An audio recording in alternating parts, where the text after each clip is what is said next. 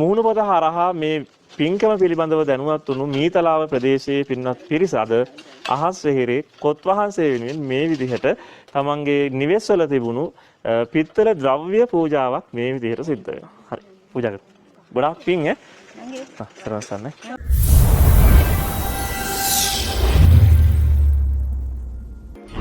කොහොමද කට්ටියට ගොඩක් කාලයකට පස්සේ තමයි වීඩියෝ එකක් දාන්නේ මේ channel එකේ.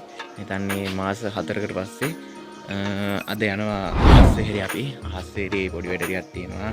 මම යන්නේ පළවෙනියට අහස්සේරේ. ගිහිල්ලා බලමු වීඩියෝ එක අන්තිම වෙනකම් බලන්න. දවස් ගියන්නේ කොහොමද කියලා.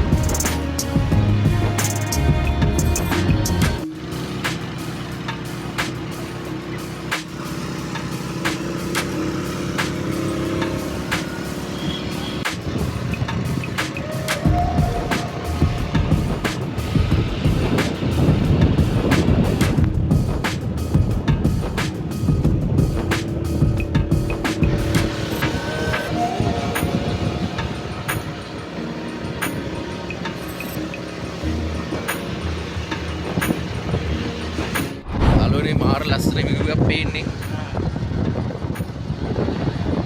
පේනවනේ වැස්ස හින්දා මේ පැත්තට වෙලා තියෙන වැඩේ. මේ දැන් ඔක්කොම වේලිලා දූවිල්ල විතරයි තියෙන්නේ. අද අපි යන්නේ අහස්සේර පන්සලට. යාළුවනේ මේ ඇතින් පෙන්නේ පන්සල. මෙන්න මෙතෙන්ද තමයි අපි යන්නේ. දේවතු තියෙනවා. අර දෙපැත්තෙම දේවතු. මෙතන පාර කැඩෙල් තියෙන යාළුවනේ ලොකු වාහනයක් යනවා නම් මෙතන විතර එන්න පුළුවන්.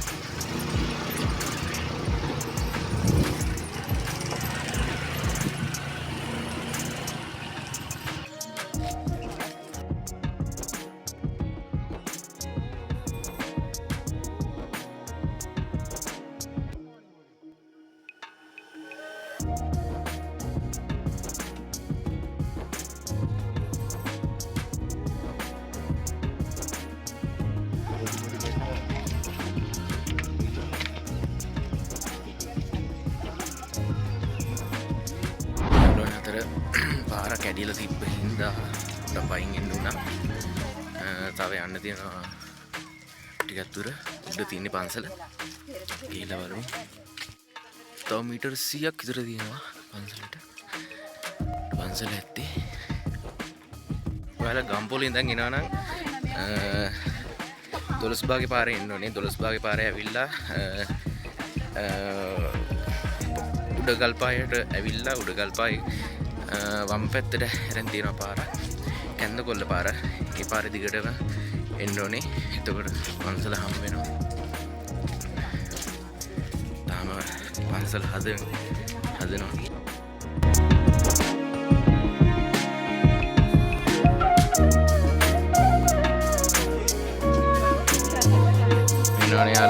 කබරගල නාය මේ තියන්නේ කබරගල නාය මේක මිනිස්සු කීප දෙනෙක් මැරුණා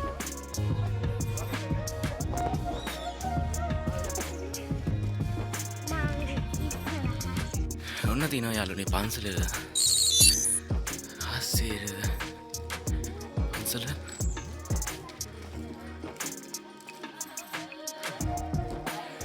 මුලදීම හම්බෙනවා ෆයිනස් කැලයක්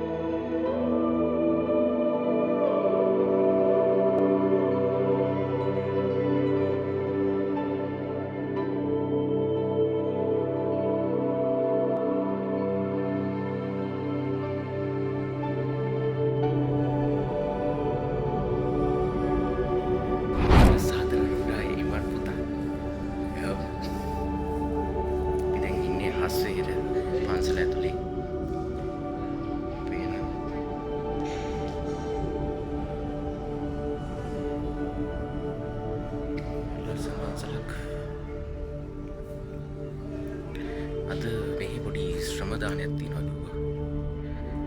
ඒකට තමයි කට්ටිය ආවේ. අපි ගිහින් බලමු. උඩ තියෙන්නේ.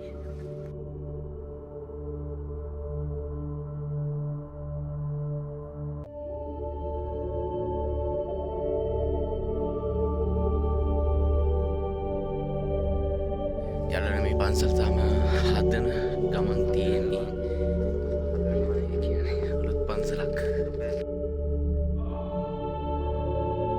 පන්සල එක පැත්තක තියෙනවා වයිනස් කළයා අනිත් පැත්තේ පන්සල මීදු මෙහෙම ගහනකොට සුපිරියටම ඇති මාරු ඉවයක් තියෙන්නේ